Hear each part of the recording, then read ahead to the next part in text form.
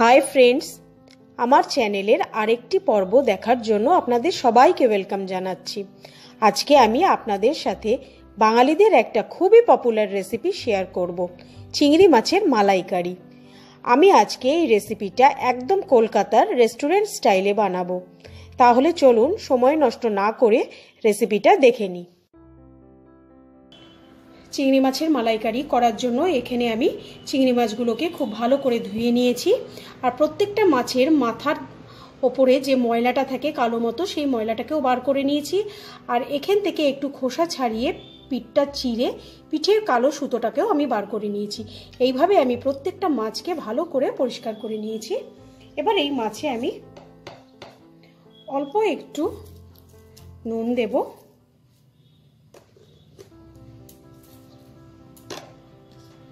আর হলুদ গুঁড়ো দেব, দিয়ে মাছের গায়ে খুব ভালো করে এই নুন হলুদটাকে মাখিয়ে নেব।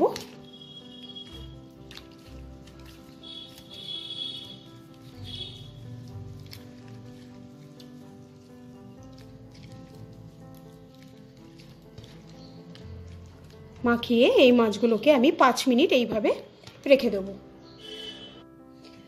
এখানে আমি একটা মিক্সিং জার নিয়েছি। মাছটা যতক্ষণ ম্যারিনেট হচ্ছে আমি একটা মশলা তৈরি করে নেব।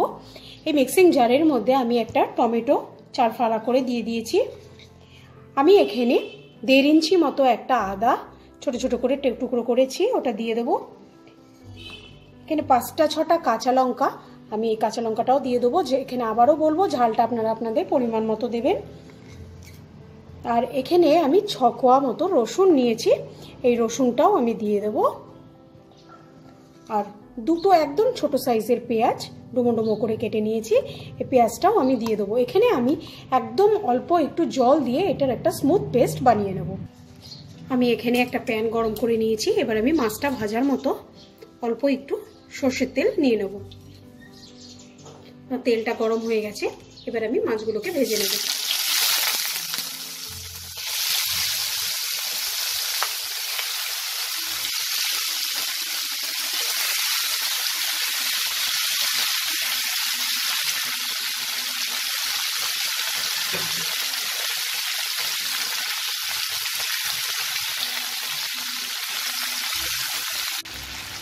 মাছটা আমার দুপাশ থেকেই এরকম লাল করে ভেজে নিয়েছি। এবার আমি মাছগুলোকে তুলে নেব। চিংড়ির মাছ খুব বেশি করে ভাজার দরকার হয় না, তাতে রাবারের মতো শক্ত হয়ে যায়। ওই জন্য 1 মিনিট করে আমি দুপাশ ভেজে নিয়েছি।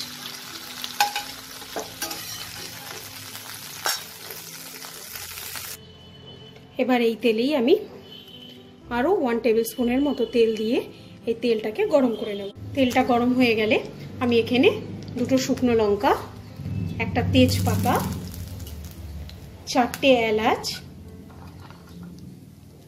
আর একটু দারচিনি আমি ভেঙে দিয়ে দেবো।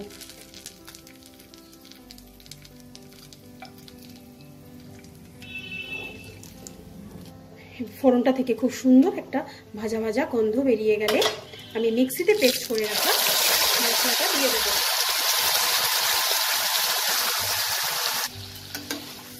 মশলাটাকে ভালো করে নাড়াচাড়া করব।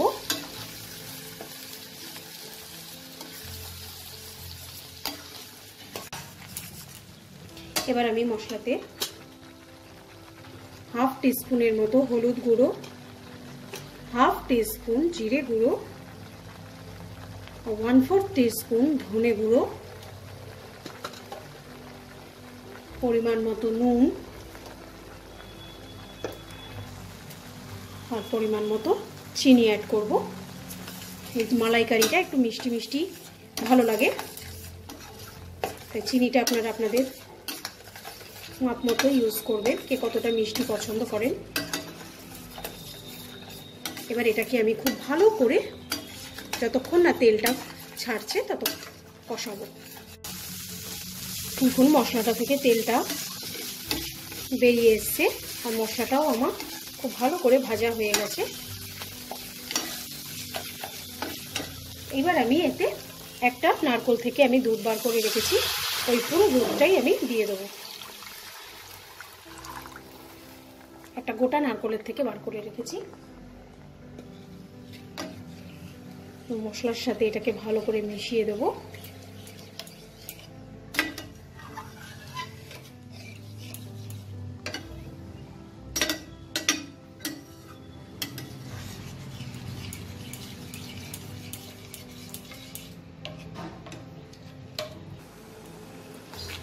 গ্রেভিটা ফুটে গেছে। এবার আমি এতে ভেজে রাখা চিংড়ি মাছগুলোকে অ্যাড করে দেব।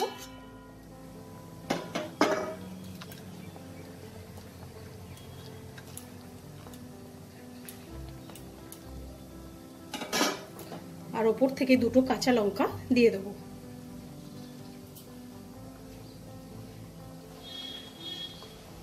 দিয়ে এটাকে আমি ঢেকে 5 মিনিট রান্না করব। মালাইকারিটা আমার একদম রেডি হয়ে গেছে। এবার এতে আমি হাফ টিস্পুন গরম মশলা দেব আর হাফ টিস্পুনের মতো একটু ঘি অ্যাড করে দেবো উপর থেকে। দিয়ে গ্যাসের ফ্লেমটা অফ করে দিয়ে আমি এটাকে 5 মিনিট ঢেকে স্ট্যান্ডিং টাইমে রেখে নিয়ে বেড়ে নেব। তাহলে দেখলেন তো কত সহজেই বানানো যায় একদম রেস্টুরেন্ট স্টাইলের বাঙালিদের একটা ট্রেডিশনাল রেসিপি।